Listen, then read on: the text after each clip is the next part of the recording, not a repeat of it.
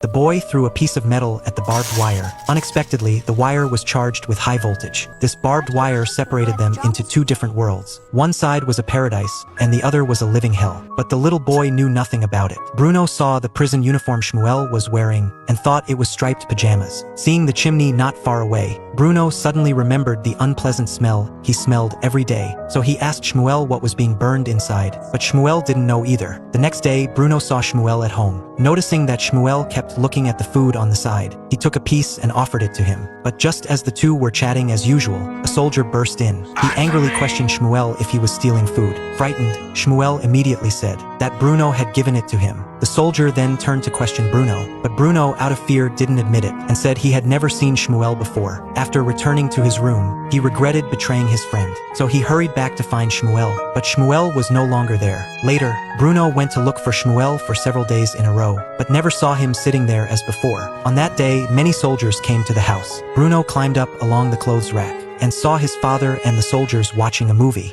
Footage from the Jewish concentration camp. In the film, every adult and child had happy smiles on their faces. He then realized that his father hadn't lied to him, so he went to see Shmuel again. Shmuel kept his head down with a bruise around his eye. Bruno knew it was caused by his own cowardice, so he sincerely apologized to Shmuel. And Shmuel wasn't angry about such a small thing, but Shmuel hadn't seen his father for several days. To make up for the disappointment he had brought to Shmuel before, Bruno decided to get inside the barbed wire to help him find his father. He found that the soil under the wire was very loose. As long as they brought tools, they could dig a hole. So the next day, Bruno made a sandwich. Holding a shovel, he came to the outside of the concentration camp again. Shmuel had also prepared a set of clothes for him. After their efforts, Bruno successfully climbed into the barbed wire. Mother only found out that Bruno was missing at this time. After searching every corner of the house, she saw the slightly open small door. So they ran over to find Bruno, but saw the sandwich on the ground and the open window above. She immediately rushed into her husband's office and told him that Bruno was missing. After Bruno entered the concentration camp, he found that the people here were living a terrible life. Suddenly, the barking of dogs came from outside, and then everyone was taken outside. Bruno's parents were desperately looking for him.